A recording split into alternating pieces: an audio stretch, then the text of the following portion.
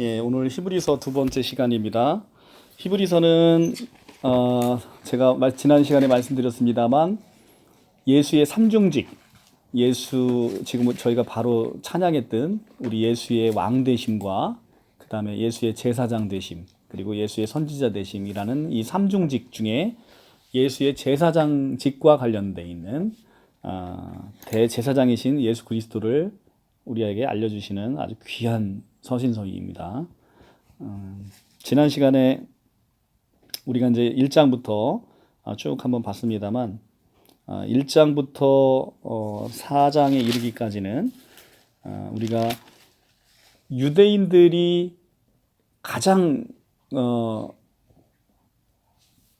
우상시하거나 가장 존경했던 분들과 예수 그리스도를 비교하고 있어요. 그렇죠? 그래서 지난번에는 이제 천사 숭배 사상이 있는 이스라엘 백성들에게 얼마나 우리가 예수 그리스도가 천사보다 높은 자시고 그리고 얼마나 그들이 위대한 선지자라고 얘기하고 있는 모세보다 그리고 또 결국은 가나안 땅에 데리고 가서 안식을 주었던 여호수아보다도 얼마나 귀하신 분인지를 예수 그리스도를 이제 얘기하고 있습니다. 자, 오늘은 제가 어제 이제 신천지 반증을 하면서 저도 반증을 하면서 좀 느꼈던 건데요.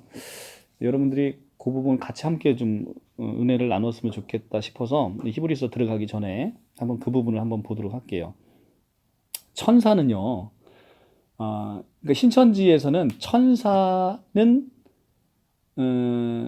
성령이 천사의 일종이라고 보고 있어요. 성령이 천사의 일종이라고 보고 있고 그리고 이 부분에 대해서는 기성교회 교인들도 굉장히 모르고 있어요. 그 천사와 성령의 차이에 대해서 되게 모르고 있어요. 그러니까 천사가 굉장히 많은 능력을 행하고 하나님의 사자로서 많은 일들을 행하고 있기 때문에 때로는 우리 눈에 보이는 눈으로서는 성령과 천사가 구별되기가 쉽지는 않다. 그런데 천사와 성령은 너무나 큰 차이가 있죠. 일단은 가장 큰 차이는 성령은요, 창조주시고 하나님이세요. 그런데 천사는 피조물이에요. 피조물과 창조주의 차이는 같은 피조물인 개미와 인간의 차이보다 몇 수억 배 차이가 나겠죠. 그죠? 오늘 히브리서 본문에도 나와요. 만든 이가 그 만들어진 것보다 훨씬 더 귀하잖아요. 그러니까 성령은 창조주시고 천사는 그 창조주에 의해서 만들어진 피조물이기 때문에 감히 비교할 수 없는 존재이죠. 그래서 우리가 이제 어제 반증하면서 이제 제가 좀 느꼈던 건데 아마 이 반증은 여태까지 누구도 한 번도 해본 반증이 없을 거예요. 저도 어제 갑자기 성령의 그냥 확 깨달음으로 저에게 확 주셨기 때문에 제가 어제 이 반증을 하니까 굉장히 좀 그 듣는 신천지인도 굉장히 공감하시더라고요. 근데 한번 이거 볼게요. 요한복음 14장에 가서 볼게요. 요한복음 14장 16절.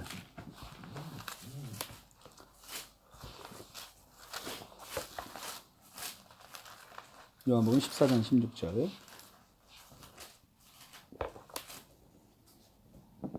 거기 보면 내가 아버지께 구하겠으니 그가 또 다른 보혜사를 너희에게 주사 영원토록 너희와 함께 있게 하리니 그는 진리의 영이라 세상은 능히 그를 받지 못하니 이는 그를 보지도 못하고 알지도 못함이라 그러나 너희는 그를 아나니 그는 너희와 함께 거하시며 또 너희 속에 계시겠음이라 내가 너희를 고와 같이 버려두지 아니하고 너희에게 오리라. 자, 이렇게 말씀을 하십니다. 그런데 이제 여기서 신천지에서는 16장에 내가 아버지께 구하겠으니 그가, 여기서 그가는 성부 하나님이에요. 그가 또 다른 보혜사를 너희에게 주사 이렇게 얘기를 하고 있는데 여기서 또 다른 보혜사가 자기네 총회장이라는 거예요. 또 다른 보혜사가. 그러니까 이 보혜사 성령이 자기의 그 교주가 이제 이 또 다른 보혜사라는 겁니다. 근데 또 다른 보혜사는 17절에 바로 보시면 알겠지만 진리의 영, 이렇게 영이라고 돼 있어요. 그죠? 영으로 돼 있고 그 다음에 17절 그 끝에 보면 그는 너희와 함께 거하심이요 또 너희 속에 거하심이라 할 때 그 그는 보혜사 성령을 얘기합니다. 근데 보혜사가 너희 속에 계신다고 얘기하는 것은 영이 아니면 육이 육 안에 거할 수가 없잖아요. 그죠? 영이니까 육 안에 거할 수가 있는 것이죠. 근데 더 중요한 것은 뭐냐면 이게 지금 요한복음 14장 16절에서 또 다른 보혜사를 너희에게 주겠다라고 얘기를 했는데, 이 너희는 누구냐면 12제자예요. 우선적으로 이 말씀의 수신자는 12제자였습니다. 이 말씀이 확대가 되면 사도행전에서 이제 모든 믿는 그리스도인들에게 해당하는 말씀인데, 이것이 바로 그 1차적인 수신자는 12제자에게 주겠다라고 약속을 하셨습니다. 근데 이 약속이 사도행전에 가면 이 말씀이 바로 성취가 되는 걸 우리가 알 수가 있어요. 근데 이 신천지 예수 그리스도가 죽고서 부활하셔서 바로 오순절 날 이 성령을 선물로 이제 제자들에게 주셨는데, 바로 예수가 돌아가시고 승천하기 전에 이 일이 이루어졌단 말이에요. 근데 이 일이 이루어졌는데, 신천지는 그게 2000년이 지나고 나서 지금 자기 교주에 의해서 이게 이루어졌다라고 얘기를 하는 거예요. 근데 저희가 보면 이 오순절 날 2장 1절, 사도행전 2장 1절에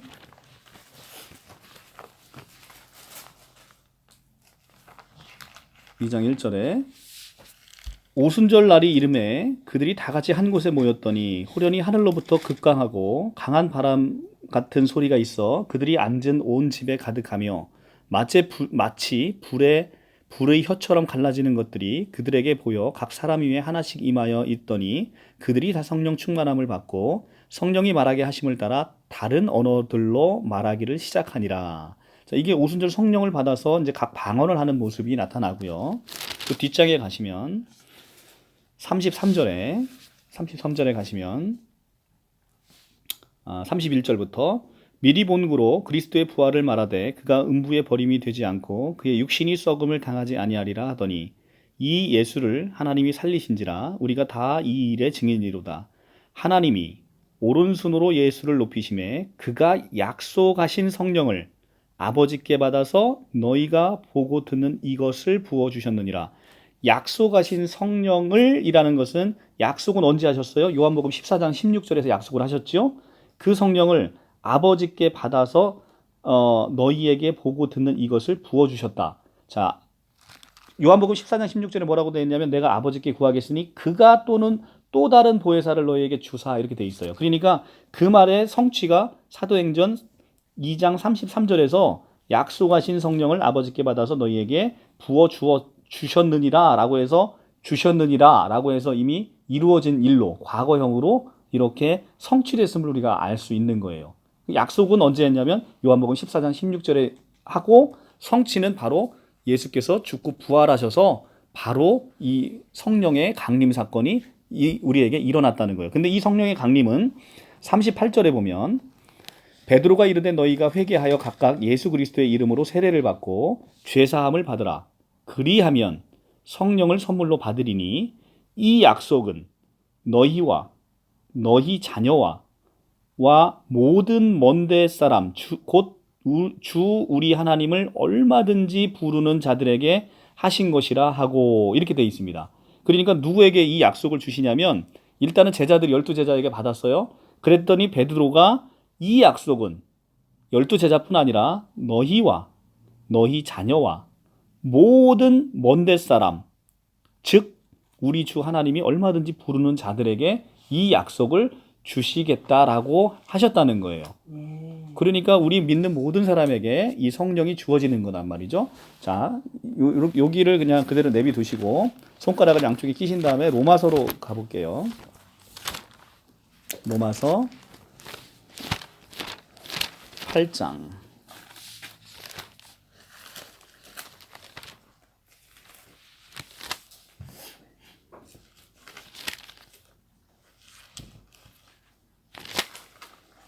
자, 8장 9절에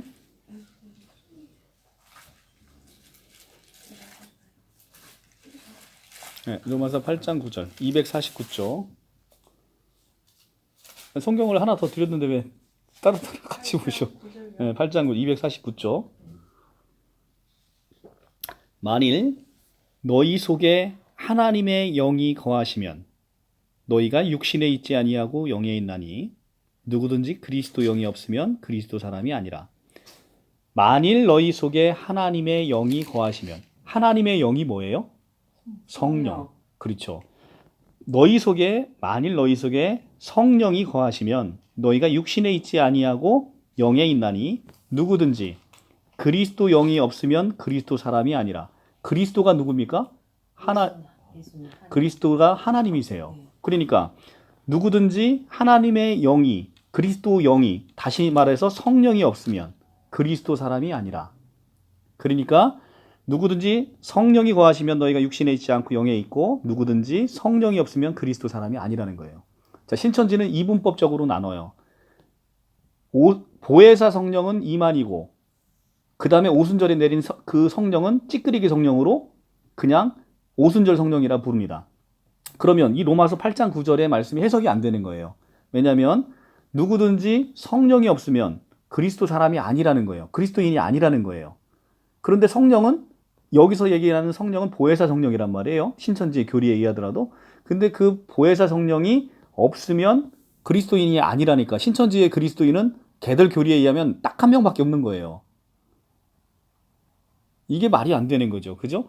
모든 사람에게 아까 누구에게 준다고 그랬어요? 너희와 너희 자녀와 모든 먼 데서 온 하나님이 부르신 모든 자들에게 주신다라고 얘기를 하고 있잖아요. 그죠? 그러니까 이걸 보면 우리는 성령이 없으면 그리스도 사람이 아닌 거예요. 그러면 성령이 있다라는 증거가 어떻게 나타나느냐? 그게 고린도전서 12장 3절에 있는 거죠. 12장 3절에 우리가 성령이 있는지 없는지를 우리가 어떻게 알 수 있느냐라는 거예요. 고린도전서 12장 3절. 그러므로 내가 너희에게 알리노니 하나님의 영으로 말하는 자는 누구든지 예수를 저주할 자라 하지 아니하고 또 성령으로 아니하고는 누구든지 예수를 주시라 할 수 없느니라. 성령으로 아니하고는 누구든지 예수를 주라 하고 할 수 없다는 거예요. 그러면 우리가 예수를 나의 주로 고백하고 나의 하나님으로 고백하는 이는 내 안에 성령이 있음을 알 수가 있는 거라는 거죠. 그래서 우리는 예수를 주로 고백하는 공동체, 이것을 교회 공동체라 하고, 이 교회 공동체에 있는 사람들은 누구나 하나님의 영이 없으면, 그리스도의 영이 없으면 그리스도인이 아니라고 얘기했듯이 그리스도의 영이 있어서 그리스도를 주라고 시인할 수 있고 주라고 시인함으로써 우리가 스스로 그리스도인임을 알 수가 있는 것이죠. 아시겠죠? 네, 이렇게 성경이 유기적으로 연결이 돼 있다는 겁니다. 이왕 본 김에 예전에 이제 신천지 반증 안 쓰는 사람들은 다 보셔서 알겠지만 한 구절만 더 보고 갈게요. 너무 중요한 구절이라. 그리고 하나만 더 말씀드리면 예수께서 이 성령을 약속하실 때의 상황은 이제는 내가 곧 십자가에 죽어서 너희를 떠날 거라고 얘기를 해서 제자들이 두려움을 갖고 있는 상태에서 요한복음 14장 16절에서 약속으로 주신 거예요. 그러면 자, 상식적으로 생각해 보세요. 하나님이신 예수님이 이제까지 제자들과 함께하면서 모든 풍랑과 그런 어려움 가운데서 배고픔 가운데서 질병 가운데서 이 제자들을 지켜줬단 말이죠. 그런 제자들을 3년 동안 데리고 다니시면서 제자들이 예수에 대한 그런 신뢰와 그 보호막 이런 것들이 강하게 느껴졌을 것인데 이제 예수가 죽는다 하니 제자들은 슬픔에 잠겨 있는 것이죠. 그런 상황에서 내가 약속으로 보혜사를 너희에게 보내주겠다. 또 다른 보혜사를 너희에게 주겠다라고 했으면 적어도 예수께서 이 땅에 계시는 것만큼의 능력이 있거나 예수와 비슷한 정도의 선물로 약속으로 주어지는 것이지 내가 선물로 주면서 자기가 있었던 것보다 한참 떨어지는 찌끄레기를 선물로 약속하시는 것은 이건 약속의 기본 개념에도 반하잖아요. 내가 이 보혜사를 너희에게 선물로 주겠다라고 했는데 우리가 이 약속과 선물의 개념은 적어도 선물로서의 가치가 있어야 되잖아요. 그죠? 그렇죠. 그런데 예수가 자기가 이제 가시면서 또 다른 보혜사를 너희에게 주고 너희 속에 이제 거하게 하겠다라고 하는데 자기는 창조주인데 웬 천사 나부랭이 같은 피조물을 하나 떡하니 주면서 선물이라고 얘기하면 이게 선물이 되겠냐고요. 제가 지난주에 천사가 얼마나 현찮은 존재인지 제가 말씀드렸죠. 우리가 천사를 심판합니다. 그리고 그렇지. 천사는 우리를 섬기는 영으로, 우리가 천사를 부리는 영으로 쓴단 말이죠. 우리는 하나님의 자녀가 됐기 때문에. 우리는 이미 새 언약 안에서는 예수 그리스도와 같은 레벨의 하나님의 자녀가 된 거예요. 예수가 높아지면 우리도 높아진 거예요. 우리가 예수 때문에 높아진 거라고. 그래서 천사가 우리를 섬기는 것인데, 우리의 종을 갖다가 무슨 주면서 너희에게 이거를 약속으로 선물로 너희를 보호해주는 하나의 어떤 그 위대한 선물로서 약속을 하실 수가 없잖아요. 그죠? 우리보다 뛰어난 걸 주셔야 선물인 거지. 우리보다 못한 걸 주면서 그걸 선물이라고 약속해 줄 수는 없잖아요. 그렇죠? 그러니까 우리가 상식적으로 생각해 봐도 그 말은 너무나 이치에 맞지 않는다는 거지. 그래서 이 약속이라는 것은, 보혜사 성령에 대한 약속은 곧 부활할 때 곧 이루어졌고 믿는 모든 사람에게 주어지는 것이다. 그리고 이 성령은 하나님이시다. 제가 성령이 하나님이신 구절을 한 번 더 보고 갈게요. 우리가 사도행전 5장 볼게요. 사도행전 5장. 사도행전 5장. 자, 이게 아나니아와 삽비라에 관한 얘기예요. 아나니아와 삽비라라는 부부가 있었는데 5장 1절. 아나니아라 하는 사람이 그의 아내 삽비라와 더불어 소유를 팔아 그 값에서 얼마를 감춤해 그 아내도 알더라. 194쪽. 그 값에서 얼마를 감춤해 그 아내도 알더라. 얼마만 가져다가 사도들의 발 아래 두니 베드로가 이르되, 아나니아야, 어찌하여 사탄이 내 마음에 가득하여 내가 성령을 속이고 땅값 얼마를 감추었느냐. 자, 여기서 누구를 속였대요? 내가 성령을 속였다는 거예요.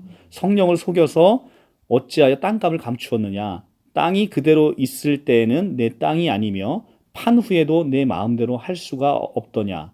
어찌하여 이 일을 내 마음에 두었느냐. 사람에게 거짓말한 것이 아니고 하나님께로다. 자, 위에서 3절에서 내가 누구를 속였대요? 성령을. 근데 그 성령을 속인 게 거짓말한 것이 사람에게 한 게 아니라 하나님께 거짓말한 거라는 거예요. 성령을 속였는데 그 성령이 바로 하나님이라는 얘기입니다. 아시겠죠? 성령 하나님을 속였다는 겁니다. 그래서 성령은 창조주라는 거예요. 그래서 영어 성경을 보면 너무나 분명하게 나타나요. 성령은 대문자 S를 쓰고 The Spirit 이렇게 하고요. The Spirit이라는 단어를 쓰고, 천사는 엔젤이라는 단어를 쓰거나 영이라고 표시할 때는 스피리츠라고 되어 있습니다. 스피리츠 소문자로 되어 있고 스피리츠로 되어 있습니다. 그러니까 너무나 창조주와 피조물에 대한 명확한 구분이 영어 성경에는 분명히 나타나고 있지요. 그래서 천사와 성령은 비교의 대상도 되지 않는다. 아까 민수기 보다가 이제 말았는데 민수기로 한번 넘어가서 이거 마주 보고 갈게요. 중요한 것이어서. 민수기 11장. 자, 이 성령이 모든, 그러니까 신천지의 교리를 보면 좋은 거는 저 혼자 처먹고 나머지는 성도들에게 줘요. 그런데 우리 성경에서는 그렇게 얘기하고 있지 않고 이 성령이 모든 사람에게 부어지는 것을 우리가 볼 수 있어요. 자, 신천지 교리에 의하더라도 시대별 구원자인 모세, 그다음에 여호수아 이런 사람들에게 부어지는 영은 시대별 구원자인 이만희 총회장의 영과는 비교적 이 동일한 영인 거예요. 신천지 교리에 의하더라도. 그러면 모세의 영이 다른 사람에게 있으면 돼요, 안 돼요? 시대별 구원자에게만 있는 그 영이 안 되잖아요. 그죠? 그런데 민수기에 보면 모세에게 있는 영이 다른 사람에게 부어지는 걸 우리가 확인할 수 있어요. 11장 16절에 가면 11장 16절. 여호와께서 모세에게 이르시되, 이스라엘 노인 중에 내가 알기로 백성의 장로와 지도자가 될 만한 자 70을 모아 내게 데리고 와 회막에 이르러 거기서 너와 함께 서게 하라. 내가 강림하여 거기서 너와 말하고 내게 임한 영을 그들에게도 임하게 하리니 그들이 너와 함께 백성의 짐을 담당하고 너 혼자 담당하지 아니하리라.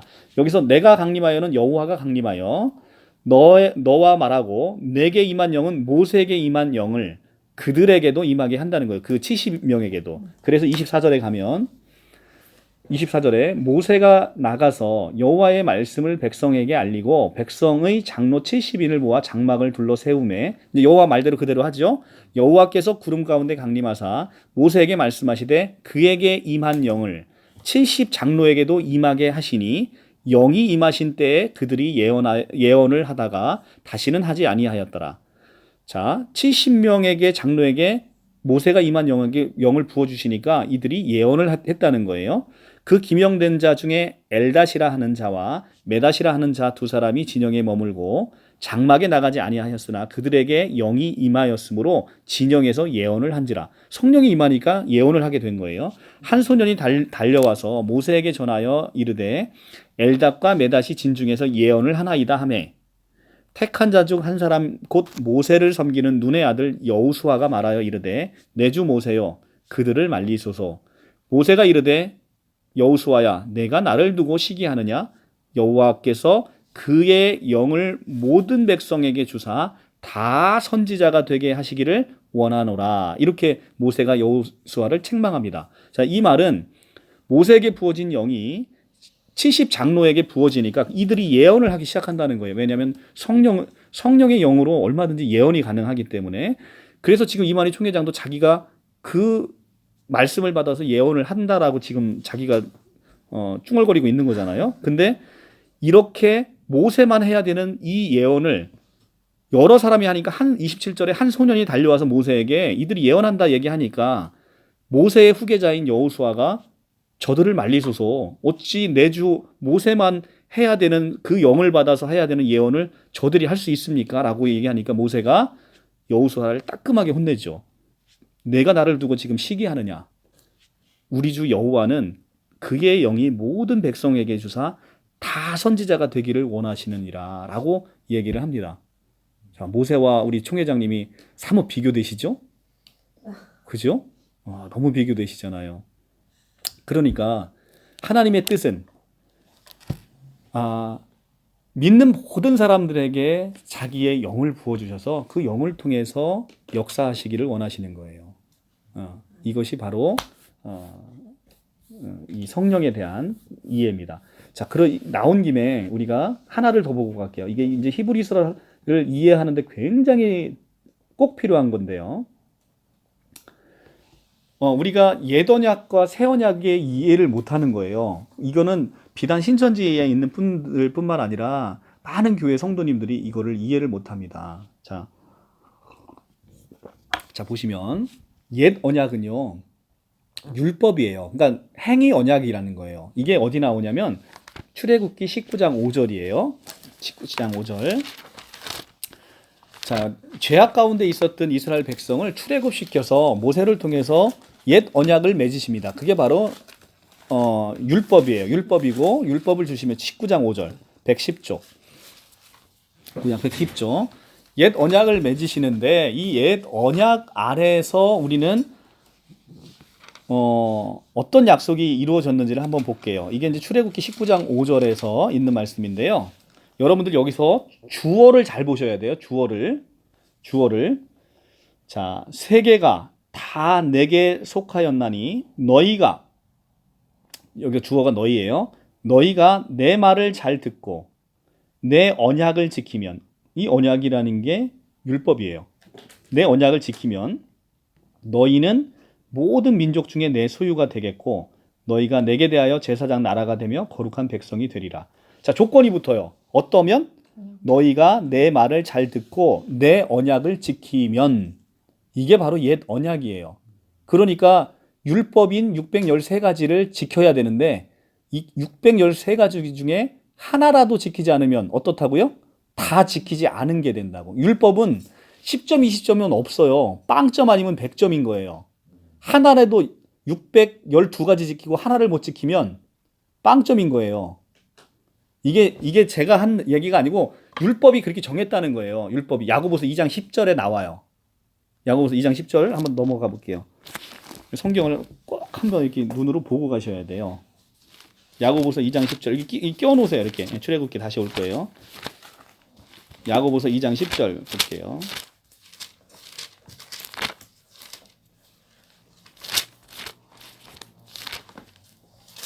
373 373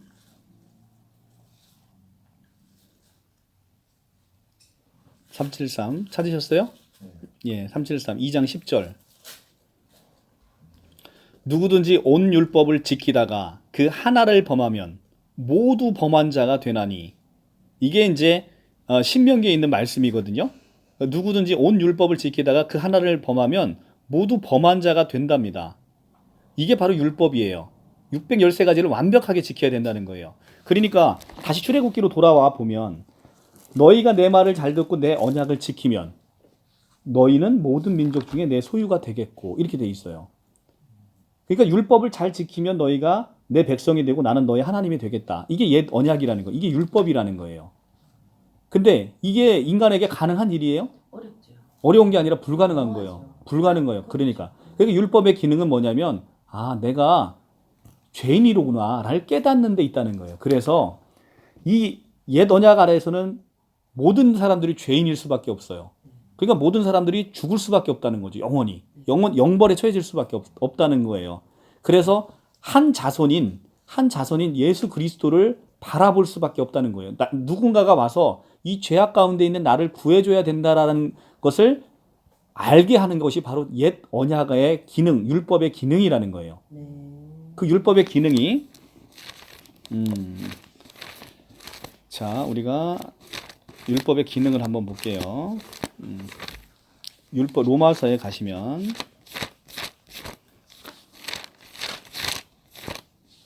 로마서에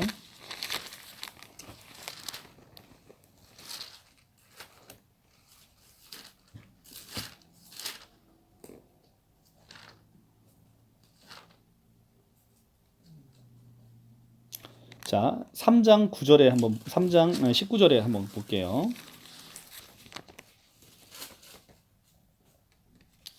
우리가 알거니와 무릇 율법이 말하는 바는 율법 아래에 있는 자들에게 말하는 것이니 이는 모든 입을 막고 온 세상을 하나님 심판 아래 있게 하려 함이다. 왜? 율법은 지킬 수가 없으니까.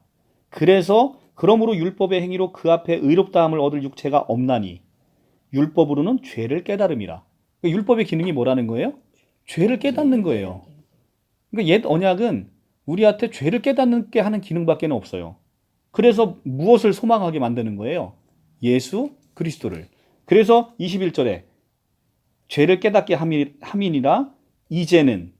이제는이라는 단어가 이게 엄청나게 위대한 전환점이라는 거예요. But now.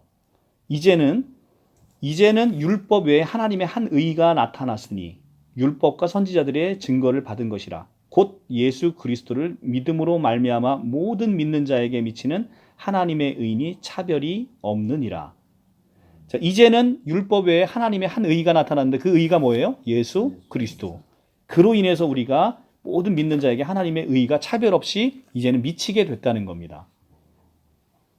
자, 그래서 23절에 모든 사람이 죄를 범하였음에 하나님의 영광에 이르지 못하더니 옛 언약 안에서는 이렇다는 거예요.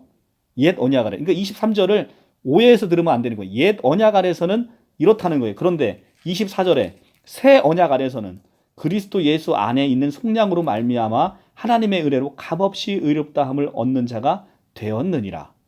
이렇게 됐다는 거예요, 우리가. 자, 옛 언약은 이렇게 됐어요. 근데 그러면 지금 로마서를 이제 봤는데 새 언약 아래서 이제 우리가 이렇게 됐다는 건데, 그러면 이 새 언약은 어떤 언약인지를 우리가 성경에서 다시 한번 찾아보겠다는 거예요. 예레미야 31장 31절. 이게 새 언약에서 구약 성경에서 얘기하는 새 언약에 나오는 새 언약과 관련되어 있는 거의 유일무이한 성경 구절이고요. 물론 이제 새 언약이 이거 말고도 여러 군데 산지에 있긴 한데 새 언약에 대해서 명시적으로 나온 게 예레미야 31장 31절이에요. 1102쪽. 자, 제가 아까 주어를 잘 보라고 말씀드렸어요. 주어를. 출애굽기의 주어를 잘 보라고 말씀드렸고, 여기서도 주어를 잘 보셔야 돼요. 주어 1102쪽 31장 31절. 여호와의 말씀이니라. 보라, 날이 이르리니 내가 이스라엘 집과 유다 집에 새 언약을 맺는데요. 그러면 새 언약이 있다는 건 옛 언약이 있다는 거죠? 네. 옛 언약은 아까 얘기한 출애굽기 19장 5절. 이 언약은 새 언약이에요. 새 언약은 내가 그들의 조상의 손을 잡고 애굽 땅에서 인도해 내던 날에 맺은 것과 같이 아니할 것은, 자, 내가 조상들을 손을 잡고 애굽 땅에서 인도해 내던 날에 맺은 게 이게 뭐예요? 이게 바로 19장 5절에 있는 옛 언약이에요. 이 맺은 것과 같지 않대요. 같지 아니할 것은 왜 같지 아니하냐면 이제 설명을 해요. 내가 그들의 남편이 되었어도 그들이 내 언약을 깨트렸다는 거예요. 옛 언약을 내가 맺었는데 내가 그들의 신랑이 됐는데 그들이 자꾸 내 언약을 깨트려서 이제는 이 옛 언약으로는 더 이상 소망이 없다는 거예요. 그래서 33절에 그러나 그날 후에 내가 여호와가 이스라엘 집과 맺은 언약은 이러하니, 이제 새 언약을 맺는다는 거예요. 이러하니 곧 누가? 내가 나의 법을 그들 속에 두며, 자, 그들 속에 법을 두는, 옛 언약 안에서는 아까 내가 이 법을 지키면 내가 네 하나님이 되겠다 이렇게 얘기를 했어요. 그 법을 지키는 주체가 바로 이스라엘 백성들이었었어요. 그죠? 그런데 여기서는 내가 나의 법을 그들의 속에 두며, 내가 법을 그들 속에 두고 그들의 마음에 기록한다는 거예요. 법을 두는 이고 법을 행하는 이도 다 여호와가 한다는 거예요. 기록하여 나는 그들의 하나님이 되고 그들은 내 백성이 될 것이라. 여호와의 말이니라. 자, 옛 새 언약은 뭐냐면 주체가 여호와가 이 법을 다 이뤄놓고 너희 마음속에 이 마음을 기록해 주겠다는 거예요. 앞의 말은 네가 지키는 것이고 새 언약은 여호와가 지킨다는 거예요. 그러니까 이 그게 틀리네요. 그럼요. 그게 틀리는 정도가 아니고 이 차이는 엄청난 차이인 거예요. 옛 언약 안에서 내가 지키라고 시켰는데 이것은 지킬 수 없는 언약이에요. 그렇죠. 그런데 이 법을 지킬 수 있는 사람은 딱 한 사람밖에 없어요. 하나님이신 여호와밖에 없는 거예요. 그래서 이 법을 하나님이신 그분이 오셔서 33년 동안 온전하게 이 율법을 순종하심으로 다 지킨 법을 너희 안에 새기겠다는 거예요. 내가 다 해놓고 너에게 선물로 주겠다는 거예요. 그래서 우리가 구원을 공짜로 받는다는 거예요. 이해 가세요? 그러니까 옛 언약의 주원은 우리인데 새 언약의 주원은 하나님이신 거예요. 하나님이 다 하시겠다는 거예요. 이게 바로 새 언약이라는 거예요. 그러니까 우리가 성경에서 서로 사랑하라 라는 것을, 서로 사랑하라 라는 거를 계명으로, 율법으로 옛 언약 아래에서는 사랑하라고 했으니까 내가 사랑해야지 이렇게 이해하면 이건 옛 언약 아래에서의 우리가 신앙생활을 하는 거라는 거예요. 사랑하라 라는 것을 새 언약 아래에서 보면 나에게 명령하셨으니까 내가 사랑하는 존재가 됐네 라고 이해하는 게 새 언약이라는 거예요. 자, 더 쉽게 예를 들게요. 예수께서 처음으로 기적을 요한복음에 보시면, 요한복음으로 넘어가 볼게요. 요한복음에서 처음 기적을 행사한 게 요한복음 2장에서 연회장에서 물을 포도주로 바꾼 사건이 있었어요. 이게 예수님의 공생에서 처음으로 요한복음에서 기록하고 있는 첫 번째 기적이에요. 요한복음 2장에. 자, 요한복음 2장 7절을 보면 이제 연회를 하는데 다 떨어졌어요. 포도주가. 그랬더니 2장 7절에 예수께서 그들에게 이르시되 항아리에 물을 채우라 명령하시죠. 채우라 하신즉 아기까지 채우니 이제는 떠서 연회장에 갖다 주라 이렇게 하십니다. 그러면 물을 채우라 갖다 주라 명령하세요. 그러니까 물을 채워 갖다 주는 거예요. 그런데 물을 채워 갖다 주는 것에 이 말에 포커스가 있는 게 아니라 물을 포도주로 바꾸겠다라는 명령이 있는 거예요. 그 안에. 그러니까 물을 채워서 갖다 주라. 그러면 물을 포도주로 만드는 주체가 누구예요? 하나님이신 거죠. 자, 우리가 바꿔 생각하면, 자, 물에게 명령합니다. 물은 포도주로 바뀌어라. 이 물의 명령을 받은 물은 포도주로 즉시 그 명령으로 인해서 확 바뀝니다. 자, 우리에게 명령하세요. 제가 여기 서 있어요. 서로 사랑하라. 저에게 명령하십니다. 그러면 사랑할 수 없었던 내가 어떤 사람을 사랑하는 존재로 내가 바뀐다는 거예요. 이 명령에 의해서. 내가 사랑하는 게 아니고 이 명령에 의해서 너는 서로 사랑하라 라고 나에게 명령하심으로 내가 사랑할 수 없는 내가 누군가를 사랑하는 존재로 바뀌어 버렸다는 거예요. 물이 포도주로 바뀌는 것처럼. 물이 포도주로 왜 바뀌었어요? 예수님의 명령 때문에. 근데 예수님이 나에게, 그러니까 이 성경을, 모든 것을 신약 성경 아래서는 이게 하나님이 하시겠다라는 명령으로 우리가 이해를 해야 된다는 거죠. 이게 바로 새 언약이라는 거예요. 그러면 우리가 성경에서 나오는 모든 것들, 심령이 가난하라, 심령이 가난한 자 복이 있나니, 하나님이 내 심령을 가난하게 해주겠다라는 약속이라는 거죠. 우리가 원수를 사랑하라. 내가 원수를 어떻게 사랑합니까? 나에게 명령하시니까 그 명령으로 인해서 나의 본질이 원수를 사랑하는 본질로 바뀌니 원수를 사랑할 수 있게 되는구나라고 그 새 언약의 약속을 신뢰하는 거예요. 이게 바로 신앙생활이라는 거죠. 아시겠죠? 네. 이게 바로 옛 언약과 새 언약의 놀라운 차이라는 거예요. 그러니까 이제 신명기에서, 우리가 신명기 30장으로 가볼게요. 그러니까 이게 자, 보십시오. 신명기 30장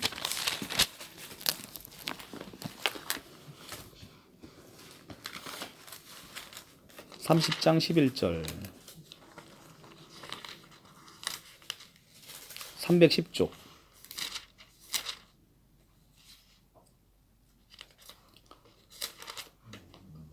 내가 오늘 내게 명령한 이 명령은 내게 어려운 것도 아니요 먼 것도 아니라. 자, 610세까지나 주면서 이 명령이 어려운 것도 아니고 먼 것도 아니래요. 하늘에 있는 것이 아니니 내가 이르기를 누가 우리를 위하여 하늘로 올라가 그의 명령을 우리에게 가지고 와서 우리에게 들려 행하게 하려 할 것이 아니요 이것이 바다에 있는 것도 아니니 내가 이르기를 누가 우리를 위하여 바다를 건너가서 그 명령을 우리에게 가지고 와서 우리에게 들려 행하게 하려 할 것도 아니니 오직 그 말씀이 내게 매우 가까워서 내 입에 있으며 내 마음에 있은즉 내가 이를 행할 수 있느니라. 자, 이것은 우리가 율법으로 옛 언약 아래서 보면 굉장히 이거는 지키기가 불가능한 거예요. 그런데 자, 여기에 해답이 있는 거예요. 신명기 30장 11절에 내가 오늘 내게 명령한 것, 이 명령은 내게 어려운 것도 아니고 먼 것도 아니래요. 쉽다는 거예요. 왜 쉽냐? 답이 14절에 있는 거예요. 오직 그 말씀이 내게 가까워서 우리의 입에 있대요. 그리고 우리 마음에 있은즉 우리가 이를 행할 수 있다는 겁니다. 그러니까 우리가 이를 행할 수 있는 이유는 뭐예요? 말씀이 우리에게 매우 가까이 있기 때문에 이거를 행할 수 있다는 거예요. 근데 말씀이 누구예요? 말씀이 그리스도죠. 태초에 말씀이 계시니라. 이 말씀이 하나님과 함께 계시니 이 말씀은 곧 하나님이시라. 말씀이 육신이 되어 우리 가운데 거하시니 독생자의 바로 이 땅 가운데 오신 예수 그리스도인 것이죠. 말씀이 육신이 되어 우리 가운데 오신. 그러니까 이 말씀이 우리에게 있으니까 이 모든 명령이 율법이 613가지나 되는 이 모든 것들이 우리에게 쉽게 된다는 거예요. 우리가 하는 게 아니니까. 그러니까 이게 구약에 이렇게 되어 있는 게 신약에 와갖고 연결돼갖고 이렇게 다 그런 거죠. 네, 그런 거죠. 이게 성경이 놀라운 거죠. 아시겠죠? 예. 그러니까 이 새 언약의 이것을 모르고서 이제 신앙생활을 하시니까 이제 신앙생활이 힘드시고 어려우시고 고통 가운데 있으신 거죠. 네. 그렇습니다. 그래서 오늘도 제가 오전에 상담을 했었는데 그분도 저희 교회 다니시는 분이신데 굉장히 뭐 대를 이어서 저희 교회에서 충성 봉사를 다 하셨는데 교회에서 너무 이 봉사하시다가 지치셔갖고 이제 너무 고통스러워하시는 분인데 이제 그분이 바로 이런 새 언약을 이해를 못하시는 거예요. 새 언약을. 이게 모든 것이 우리가 그리스도 없이 하는 모든 것은 이게 다 독인 거예요. 내가 아무리 교회 가서 봉사하고 헌신해도 그리스도 없는 봉사와 헌신은요, 나의 공로를 쌓는 거예요. 나의 교만함을 계속 키우는 거예요. 그리고 나의 공로를 쌓아서 나중에 내가 하나님한테 떼거쟁이 쓰는 거죠. 내가 너한테 언제 그거 하라고 시킨 적이 있느냐 이거죠. 근데 내가 계속 그것만 하다가 스스로 내 공로만 쌓고 내 공로 쌓으니까 옆에 하지 않는 사람을 정죄하는 거죠. 그러니까 옛사람 아담 안에서는 옛사람 안에서는 우리가 좋은 것도 다 죽었음을 고백한다는 거죠. 내가 좋은 성품, 나에게 있어서 예수 믿는데 아주 이건 내가 봤을 때는 이 성품, 나의 성품은 너무 좋은 것 같아. 근데 그 성품조차도 다 죽었음을 우리가 봐야 된다는 거죠. 처음부터 모든 것이 총괄갱신돼야 되는 거예요. 초대 교부 이레니우스가 얘기한 총괄갱신이라는 것은 우리의 모든 것이 십자가로 다 처리돼서 옛사람은 죽고 새 사람인 예수 그리스도, 예수 그리스도만이 딱 우리 안에 자리 잡아야 온전한 우리가 변화되는 삶을 살 수 있다는 거예요. 우리의 옛 아담 안으로는 아무리 좋은 성품을 갖고 살아도 우리에게는 희망이 없고 비전이 없다는 거예요. 그죠? 예. 자, 그렇습니다. 그게 이제 놀라운 것이고요. 벌써 이거 뭐 전조하다 보니까 벌써 시간이 40분 지났네요. 잠깐 쉬었다 하겠게요. 자,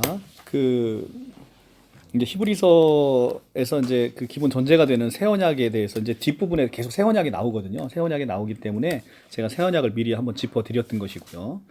이 새 언약은 사실 굉장히 놀랍습니다.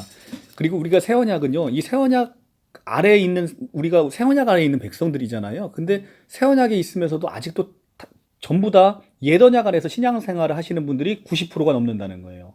새 언약을 주셨는데 새 언약 아래에서 신앙생활을 못하고 다 옛 언약 아래에서 구약 성경 옛 언약 아래에서 신앙생활을 하면서 나의 공로로 구원받으려고 하는 사람들이 90%라는 거예요. 그러니까 교회가 힘이 없는 거예요. 우리의 새 언약은 복음인데요. 왜 복음인가요? 기쁜 소식이라 복음인 거예요. 그런데 보세요. 예수님이 오셨어요. 우리가 옛 언약 아래에서는 613가지만 지키면 구원을 받아요. 근데 예수님이 뭐라고 얘기하냐면 이 613가지보다 더 가혹한 우리에게 명령을 하십니다. 뭐라고 하냐면 너희는 살인하지 말라 얘기했는데 너희가 미워하는 자마다 살인하는 자래요. 그 옛 언약에서는 사람만 찔러 죽이지 않으면 됐어요. 그런데 새 언약 아래에서는 우리가 미워만 해도 살인하는 자라고 똑같이 취급을 한대요. 예수님이 오셔서. 근데 안 믿으시는 것 같으니까 제가 요한일서로 넘어갈게요. 요한일서 3장 15절.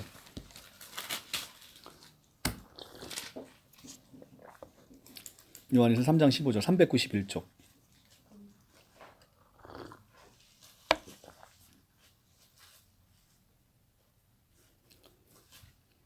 (3장 15절) 391쪽. 그 형제를 미워하는 자마다 살인하는 자니 살인하는 자마다 영생이 그 속에 거하지 아니하는 것을 너희가 아는 바라. 형제를 미워하는 자마다 살인하는 자고 살인하는 자마다 영생이 그 속에 없답니다. 이게 얼마나 무시무시한 얘기예요. 이게 무슨 복음이에요.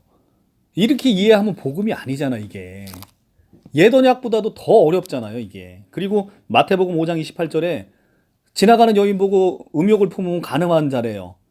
대한민국뿐 아니라 모든 세계 남자는 한 명도 구원받을 사람이 없어요. 이게 무슨 복음이냐고요.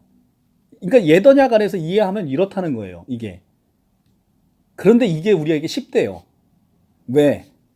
이걸 하시는 분은 전능하신 하나님이시니까. 하나님이 내 마음 가운데 이걸 하시겠다는 거니까.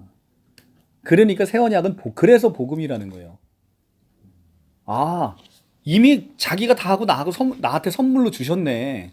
이래서 이게 복음이라는 거예요. 우리가 아이들한테 걸음도 제대로 못 걷는 아장아장 하는 아이들에게 뭐를 하나 이렇게 만들으라고 시키고 어른이 다 만들어 놓고 아이가 하나만 탁 얹어놨는데 아이를 네가 다 했다고 칭찬해 주잖아요. 네. 그거랑 똑같은 거예요. 그래서 복음이라는 거예요. 다 해놓고 하나님이 정작 다 해놨는데 나는 그거를 믿은 것밖에 없는데 내가 그걸 다 한 것으로 간주해 주겠다는 거예요. 이게 바로 새 언약 아래서의 하나님의 의라는 거예요. 예수께서 다 해놔주시고 우리에게 전가하는 의. 바로 이게 새 언약 아래서의 놀라운 복음이라는 거죠. 그래서 복음인 거예요. 기쁜 소식인 거예요. 이걸 율법으로 이해하면 엄청 어려운 거죠. 그래서 이제 많은 기독교인들이 새 언약이 우리에게 주어졌고 새 언약 아래에서 신앙생활 하는 우리들이 자꾸 옛 언약 안으로 돌아가는 것을 보면 이제 안타까운 것이죠. 자, 이제 오늘의 본문 3장, 드디어 이제 3장으로 넘어갈게요. 히브리서 3장 1절. 자, 지난주에 이제 2장 15절 봤는데 이제 2장 15절은 한 번 더 보고 갈게요. 이게 뭐냐면 죽기를 무서워하여 한평생 매어 종로로 타는 모든 자를 놓아주려 하심이라는 거예요. 예수 그리스도께서 죽기를 무서워해서 한평생 매어 종로로 타는 우리를 놓아주신다. 그러니까 우리가 지난번에는 찬양 가운데도 있었는데 예수는 누구신가? 우리에게 잡힌 자를 놓아주는 분이 바로 예수 그리스도이신 거죠. 우리가 죽기를 무서워해서 마귀에게 잡혀 있는 것을 예수 그리스도의 그 보혈의 피로 우리를 놓아주시는 거예요. 우리가 이제 죽기를 무서워할 이유가 전혀 없는 거예요. 왜냐하면 죽고 나면 우리에게는 더 산 소망이 우리를 기다리고 있기 때문에 죽음이라는 것의 공포에서 이제 우리는 벗어날 수 있다는 거죠.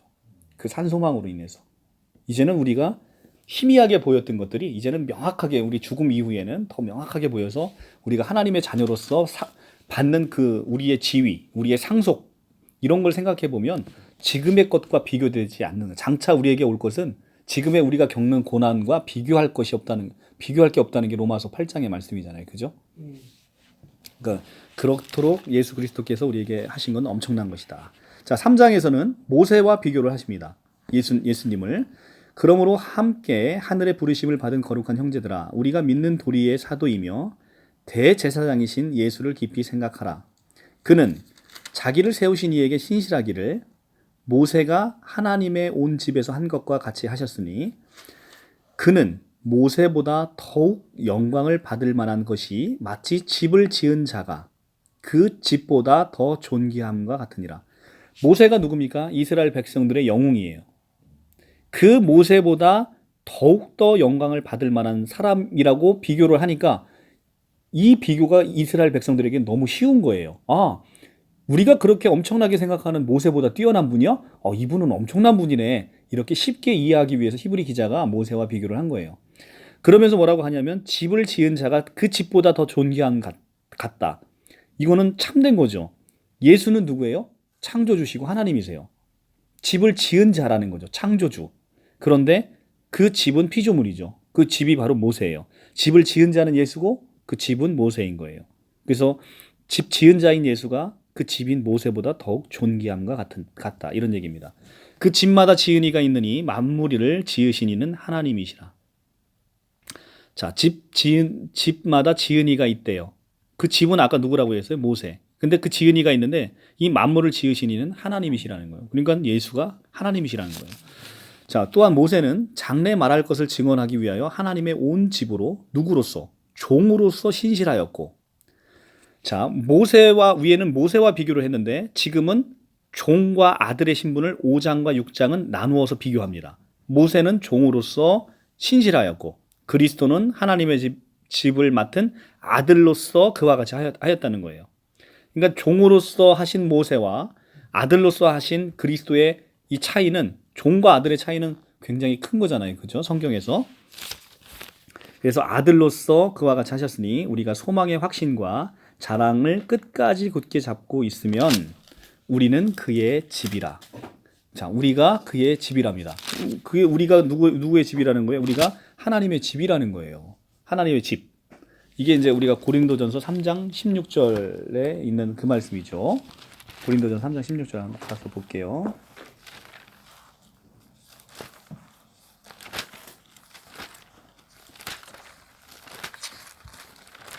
고린도전서 3장 16절. 너희가 하나님의 성전인 것과 하나님의 성령이 너희 안에 계시는 것을 알지 못하느냐라고 사도 바울이 얘기를 합니다. 우리가 하나님의 성전이라는 거예요. 그리고 하나님의 성령이 너희 안에 계시는 것을 알지 못하느냐. 하나님의 성령이 계시기 때문에 우리 안이 성전이 되는 것이죠. 그러니까 우리는 하나님의 성전이 됐어요. 이미 그 우리가 원튼 원치 않든 우리는 그 거룩한 일을 우리가 모시고 있으므로 거룩하게 되었다는 거죠. 빌립보서 3장 21절도 한번 같이 볼까요? 빌립보서 3장 21절. 빌립보서는 이미 강의를 했고요. 3장 21절 보면 322조. 그는 만물을 자기에게 복종하게 하실 수 있는 자의 역사로 우리의 낮은 몸을 자기 영광의 몸의 형체와 같이 변하게 하시리라. 우리의 낮은 몸을 자기 영광의 몸의 형체와 같이 변하게 하신다는 거예요. 이게 바로 십자가에서 이루어진 놀라운 역사인 거죠. 우리의 몸은 죄악 덩어리였던 거예요. 죄악 덩어리였던 우리 몸이 그리스도의 십자가의 죽음과 부활로 말미암아 영광의 몸의 형체와 같이 변하게 된다는 거죠. 그러면 이 변하게 된 것으로 말미암아 우리가 성령이 우리 안에 거하시는 성전이 됐다는 거예요. 예수 그리스도의 보혈의 피로. 예수 그리스도의 보혈의 피가 발려지지 않으면 우리 안에 성령이 들어오면 우리는 그냥 죽는 거예요. 우리가 성령을 우리 안에 받을 수 있는 것은 보혈의 피가 발라졌기 때문에 성령이 들어오실 수 있다는 거죠. 우리가 그냥 그 자체로 보혈의 피가 발라지지 않은 상태에 성령이 들어오면 우리는 그냥 그 자체로 그냥 죽는 겁니다. 육신의 장막이 그냥 거쳐버리는 거예요. 그런데 우리가 보혈의 피가 발라져서 우리가 이렇게 거룩한 성전이 되어졌다라는 겁니다. 그러므로 성령이 이르신 바와 같이 오늘 너희가 그의 음성을 듣거든. 자, 이제 이게 구약 성경 인용이에요. 이제 보시면 기억이라고 써 있고 본문보다 앞으로 들어가 있잖아. 이게 다 구약 성경 인용구예요. 그러니까 이제 구약을 또 여기서 이렇게 풀어주는 거죠. 그러므로 성령이 이르신 바와 같이 오늘 너희가 그의 음성을 듣거든 광야에서 시험하던 나를 거역하던 것 같이 너희 마음을 완고하게 하지 말라. 거기서 너희 열조가 나를 시험하여 증언하고 40년 동안 나의 행사를 보았느니라. 그러므로 내가 이 세대에게 노하여 이르기를 그들이 항상 마음이 미혹되어 내 길을 알지 못하는도다 하였고 내가 노하여 맹세한 바와 같이 그들을 내 안식에 들어오지 못하리라 하였느니라. 형제들아 너희는 삼가 혹 너희 중에 누가 믿지 아니하는 악한 마음을 품고 살아계신 하나님께 떨어질까 조심히 할 것이요 오직 오늘이라 일컫는 동안에 매일 피차 권면으로 너희 중에 누구든지 죄의 유혹으로 완고하게 되지 않도록 하라. 자, 구약 성경에서 지금 인용하는 성령의 이르신 바와 같이 오늘 너희가 그의 음성을 듣거든 광야에서 시험하던 날에 거역하던 것 같이 너희 마음을 완고하게 하지 말라는 거예요. 이게 이제 우리가 구약을 읽어보면 광야 40년 동안에 계속해서 출애굽한 이스라엘 백성들이 계속 하나님한테 대적하고 불평불만하고 욕구불만이고 맨날 왜 만나만 주냐 우리한테 고기 좀 달라 맨날 그 불평불만 물 없다고 투덜거리고 그런 것에 대해서 항상 거역하고 완고한 마음이 있었다는 거예요. 근데 그렇게 하지 말라는 겁니다. 거기서 너희 열조가 나를 시험하여 40년 동안 나의 행사를 보았다. 그러므로 내가 이 세대에게 노하여 이르기를 그들이 마음이 미혹되어 내 길을 알지 못하는다 하였고 내가 노하여 맹세한 바와 같이 그들을 내 안식에 들어오지 못하게 하였다. 이렇게 했다는 거예요. 그러니까 우리가 사실은 출애굽한 백성이 우리가 안식으로 들어갈 때는 우리가 그리스도의 그 신실함, 그 약속의 신실함, 우리가 안식에 대해서도 지난번에 제가 말씀을 드렸었는데 안식은 우리가 일을 지키는 게 안식이 아니고요. 그리스도 안에 들어가 있는 게 안식인 거예요. 그리스도 안에 들어가 있으면 우리는 제사장이 돼서 그 안에서 성전에서 우리가 율법을 어겨도 죄가 되지 않는 놀라운 경험을 하게 되는 것이죠. 그게 바로 누가복음, 마태복음, 마가복음에 나오는 그 성전에 대한 이야기인 것이죠. 그래서 우리는 그 안식으로 들어가야 되는 것인데 안식에 들어간다는 것은 그리스도의 방주 안에, 그리스도 안에 있는 거예요. 그게 바로 참 안식인 것이죠. 그러니까 로마서 8장 1절에 누구든지 그리스도 안에 있으면 결코 정죄함이 없나니 라고 얘기하잖아요. 누구든지 그리스도 안에 있으면 결코 정죄함이 없나니. 우리가 그 안에서 안식을 누리고 그 안에서 그리스도와 함께 아름다운 교제를 하며 살 수 있는 것이죠. 참 안식은 그래서 우리가 그리스도 안에 들어가는 것이다. 그리고 그것이 하나님의 일이라는 거예요. 하나님의 일. 그러니까 저희 누님이 신천지인데 저한테 이제 카톡 대화 내용 중에 그런 얘기를 하더라고요. 하나님의 일을 저를 대적자라고 부르잖아요.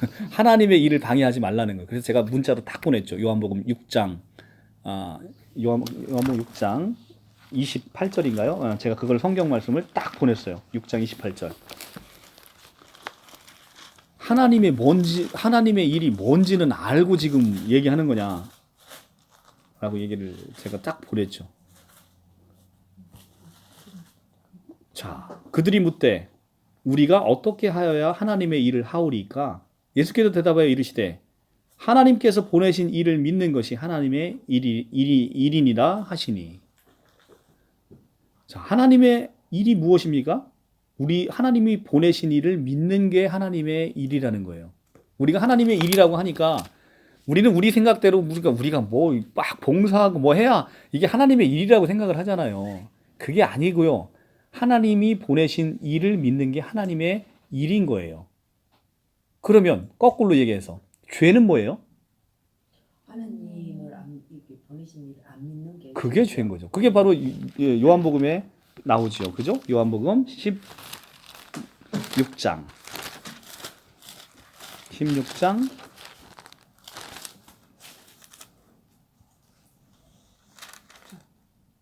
네, 9절. 요한복음 16장 9절. 죄에 대하여라 함은 그들이 나를 믿지 아니하며 이렇게 되어 있잖아요.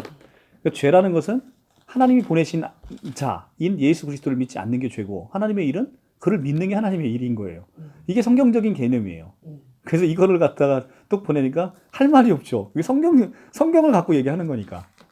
그러니까 도대체 하나님의 일이라는 게 그러면 니네 마냥 신천지 마냥 맨날 가갖고서 전도해 갖고 사람들 꿰갖고서 모략질해 갖고서 데리고 오는 게 하나님의 일이냐? 이렇게 이게 성경적인 근거가 없잖아요. 그게. 그렇죠. 그러니까 하나님의 일이 뭐예요? 바로 이게 예수 그리스도를 믿는 게 하나님의 일인 것이죠. 그렇죠. 예, 그게 그거 이상의 성경에서 요구하는 게 우리에게는 없는 거예요.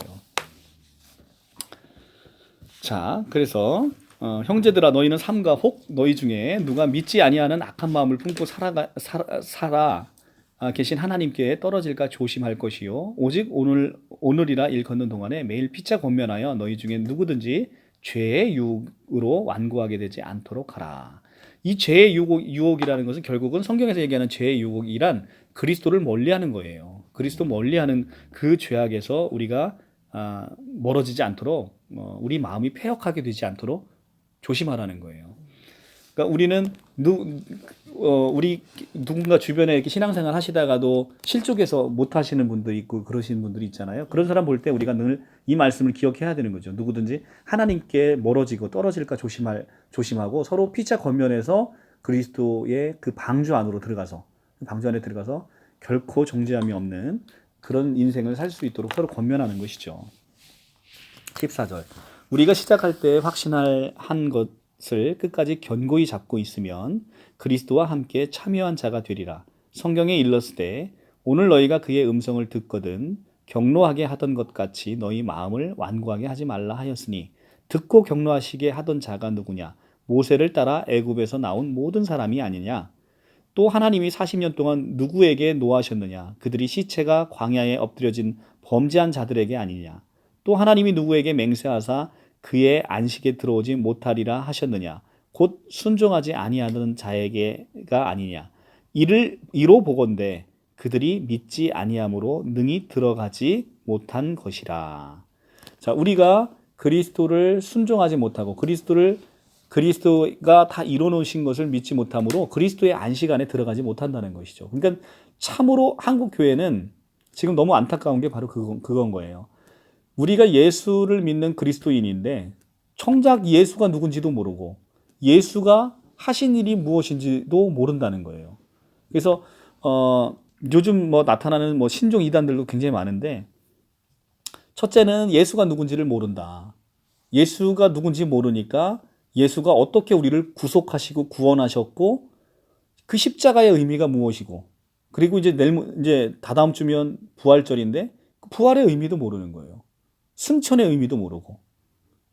그러니까 부활복음이라고 하는 것에 대한 또 이단도 어제 그제 상담이 들어왔는데 이 부활복음이라는 것은 예수 그리스도의 십자가의 그 피값이 아주 그들의 논리에 의하면 아주 의미가 없어지는 거예요. 근데 우리는 복음은요 하나하나에 담겨 있는 그 의미가 엄청난 거예요. 인간의 머리로서는 감히 상상할 수 없을 만큼 굉장히 큽니다.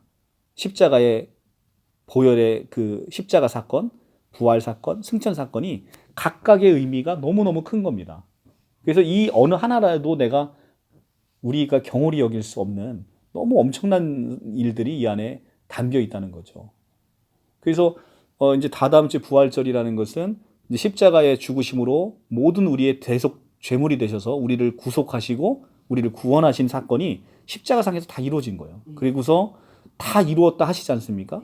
그리고 나서 부활하실 때 우리에게 새 생명이신 영원한 생명 조회를 우리에게 선물로 주셔서 우리가 그 생명으로 살아가는 놀라운 부활절.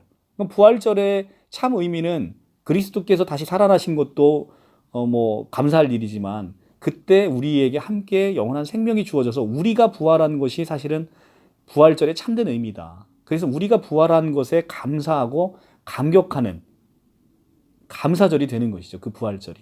예수가 혼자 재롱잔치 하면서 죽었다 살아난 것에 박수 쳐주는 그런 주일이 아니라 그것은 나에 대한 사건이라는 거예요. 십자가의 사건도 나에 대한 사건이고 부활도 나에 대한 사건이고 승천도 나에 대한 사건이에요. 내가 빠진 게 무슨 복음이에요. 옆집 아저씨가 죽었다 살아나면 그게 무슨 복음입니까? 재롱잔치지 그게. 그죠? 그게 나와 상관없으면 그건 복음이 아닌 거예요. 그때 십자가에 내가 함께 죽고 내가 함께 장사되고 내가 함께 부활해서 나에게 영원한 생명이 줬다는 게 로마서 6장 말씀이잖아요. 그죠? 그게 바로 복음이라는 거예요. 그게 바로 복음입니다. 그래서 우리가 부활절에는 예수께서 죽었다 살아나신 것에 박수 쳐줄 게 아니고 내가 함께 그 안에서 함께 부활해서 영생을 누리는 그 감격의 순간, 그게 바로 2000년 전에 이미 이루어졌다는 것에 놀라움과 함께 그분을 찬송하고 찬양하고 그 은혜에 감격하는 바로 그런 아름다운 날이 되어야 되지 않냐라는 것이 제 생각입니다. 자, 4장, 오늘 4장 조금만 들어가고 4장 13절까지만 할게요. 그러므로 우리는 두려워할지니 그의 안식에 들어갈 약속이 남아 있을지라도 너희 중에는 혹 이르지 못할 자가 있을까 함이라. 자, 남아 있을지라도 그 약속이 그러니까 우리는 두려워할지니 그의 안식에 들어갈 약속이 아직이 남아 있을지라도의 그 번역 성경이 현대어 성경을 보면 뭐라고 되어 있냐면 들어갈 약속이 아직도 효력이 있을지라도라는 뜻인 거예요. 그 약속이 남아 있을지라도라는 의미는 그 약속이 아직도 효력이 있을지라도 이런 의미고요. 너희 중에 혹 이르지 못할까? 효력이 있다 한들 너희 중에 아직 이르지 못할 자가 있을까 함이라. 2절에 그들과 같이 우리도 복음을 전함받은 자들이나 들은 바 그 말씀이 그들에게 유익하지 못한 것은 듣는 자가 믿음과 결부시키지 아니함이라. 자, 여기서 그들이라 하면 출애굽 백성들을 얘기하는 겁니다. 출애굽 백성들과 같이 우리도 복음을 전함받은 자들인데 이것을 우리가 믿음과 결부시키지 아니함이라. 우리에게 유익하지 못한 것은 믿음과 결부시키지 못하기 때문이라는 거예요. 이미 믿은 우리는 저 안식에 들어가는 도다. 그가 말씀하신 바와 같이 내가 노하여 맹세한 바와 같이 그들이 내 안식에 들어오지 못하리라 하였으나 세상을 창조할 때부터 그 일이 이루어졌느니라. 세상을 창조할 때부터 뭐가 이루어졌다는 거예요? 안식일을 창조하셨다는 거예요. 그러니까 창조는 6째 날에 끝난 게 아니에요. 창조는 7째 날에 안식까지 창조됐다고 보는 것이 신학적인 견해인 거예요. 그래서 우리는 6일 창조가 아니라 7일 창조인 거예요. 7일 창조는, 마지막 날 창조는 뭐냐면 안식일을 창조됐다는 거죠. 그래서 우리가 그리스도 안에서 안식이 해야 된다는 거죠. 그래서 여기서 얘기하는 세상을 창조할 때 그 일이 이루어졌느니라 라고 얘기하는 것은 세상이 창조될 때부터 이 안식이 있었고, 그리고 영원 차원에서 보면 시간을 초월해서 보면 우리가 안식에 들어가는 게 바로 언제부터 있었던 거예요? 태초부터. 그러니까 에베소서에서 뭐라고 얘기해? 에베소서 1장에서 태초에 우리를 구원하시기로 작정하시고 예정하셔서 우리를 하나님의 자녀로 삼으셨다는 거잖아요. 에베소서 1장 4절의 말씀. 그래서 바로 이게 창조 때부터 이 일이 이루어졌다는 거예요. 에베소서 본 지 오래됐죠? 한번 가서 눈으로 확인하고 가야죠. 에베소서 1장 4절.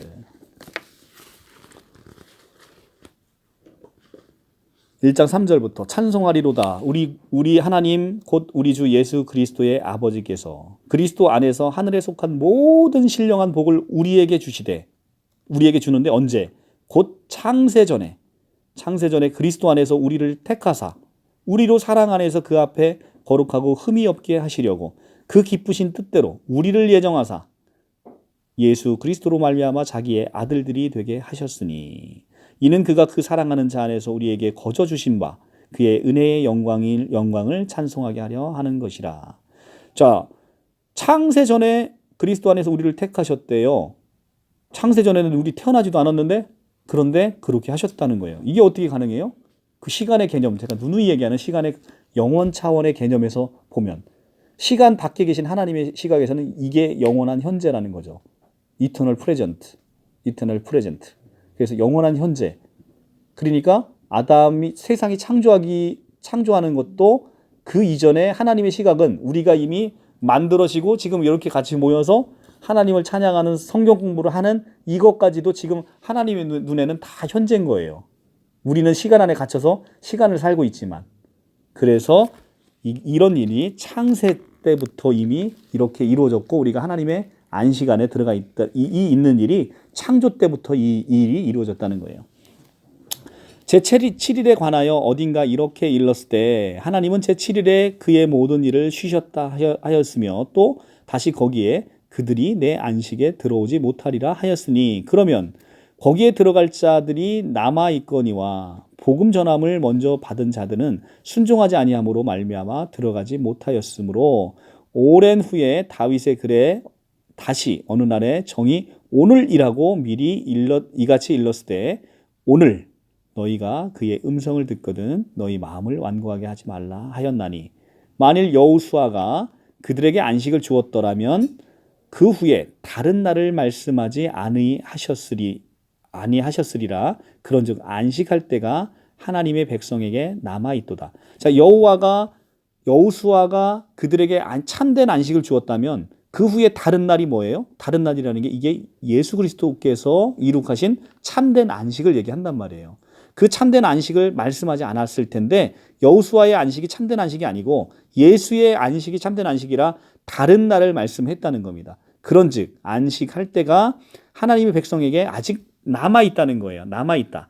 이미 그 안식에 들어간 자는 하나님이 자기 일을 쉬심과 같이 그도 자기 일을 쉬느니라. 그러므로 우리가 저 안식에 들어가기를 힘쓸지니 이는 누구든지 저 순종하지 아니하는 본에 빠지지 않게 하려 함이라. 하나님의 말씀은 살아있고 활력이 있어 좌우의 날선 어떤 검보다 예리하여 혼과 영과 및 관절과 골수를 찔러 쪼개기까지 하며 또 마음의 생각과 뜻을 판단하나니 지으신 것이 하나도 그의 앞에 나타나지 않음이 없고 우리의 결산을 받으실 이의 눈앞에 만물이 발거벗은 것 같이 드러나니라. 이거 굉장히 유명한 말씀이죠. 4장 12절 13절 말씀은 하나님의 말씀은 이렇고 우리가 결산 받을 때 만물이 발가벗어서 그 앞에서 다 드러난다는 거예요.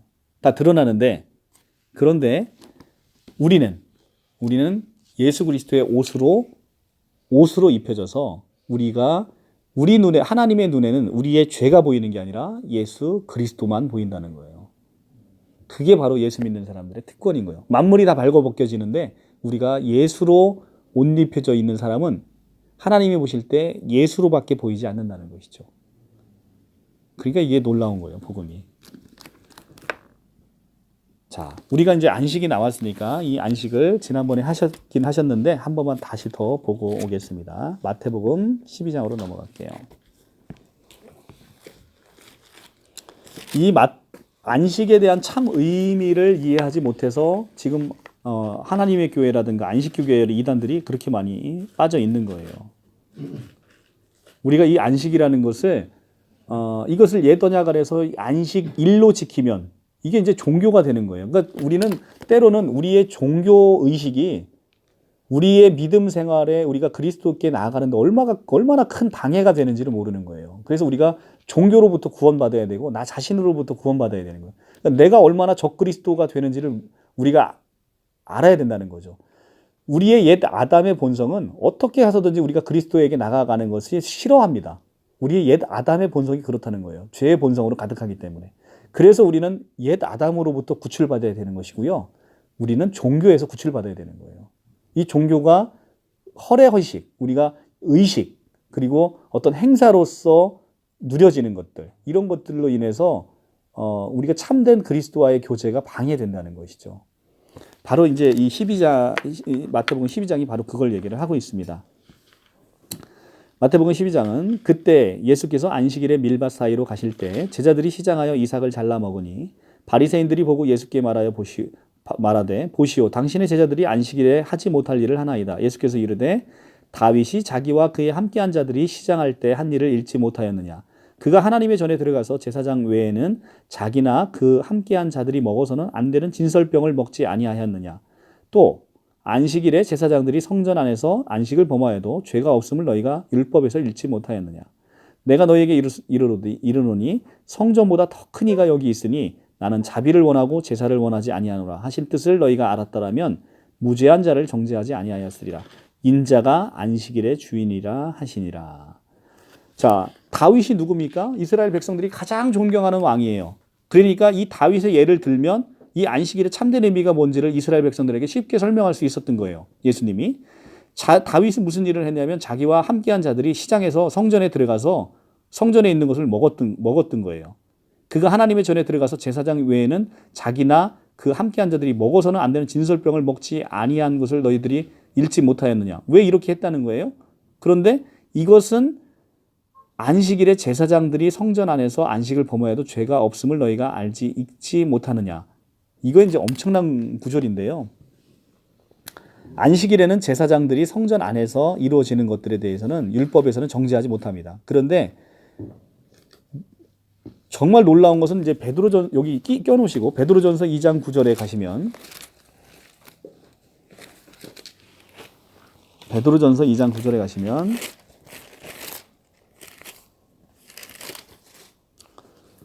자, 이제 이 베드로가 이렇게 얘기를 합니다.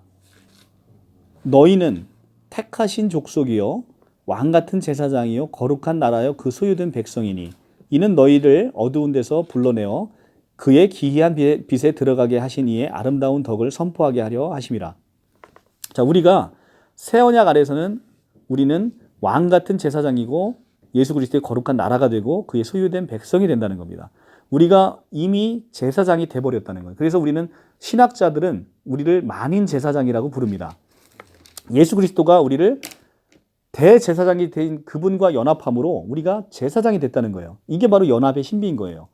대제사장이신 그분과 우리가 연합됨으로 우리가 제사장이 돼서 제사장들은 성전 안에서 안식을 범하여도 죄가 되지 않는다는 거예요. 그런데 그럼 이 성전은 누구예요? 예수께서 뭐라고 얘기해요? 이 성전을 뭐라고 얘기하십니까? 이 성을 헐라. 내가 3일 만에 내가 이 성을 다시 지으리라라고 했는데 이 사람들이 야, 우리가 이 성전을 몇십 년 동안 졌는데 네가 이걸 3일 만에 이 성전을 짓냐라고 얘기하니까 예수가 여기 성경에 뭐라고 이렇게 기록되어 있어요? 이것은 성전된 자기를 가리켜 하신 말이라 이렇게 얘기를 하잖아요. 여기서 성전이 누구냐면 예수 그리스도예요. 예수 그리스도 안에 있는 우리의 제사장인 우리가 율법을 어겨도 이것이 죄가 되지 않는 것으로 그렇게 선포를 하고 있는 놀라운 말씀인 거죠. 그러니까 우리는 그리스도 안에서 이미 제사장이 됐고 제사장이 된 우리는 이 안에서 율법이 어겨도 이 어겨진 율법이 어겨진 것으로 보이지 않는 그런 엄청난 죄사함의 은총이 이 안에 있는 것이죠. 그래서 인자는 안식일의 주인이라 라고 해서 우리의 안식에 참된 의미는 우리가 안식일을 지키는 것이 안식의 참된 의미가 아니고 그리스도 안에서 우리가 평안함을 찾고 그리스도와 교제하고 그리스도의 생명을 누리고 마시는 것이 바로 안식의 참된 의미다라고 얘기를 하는 겁니다. 아시겠죠?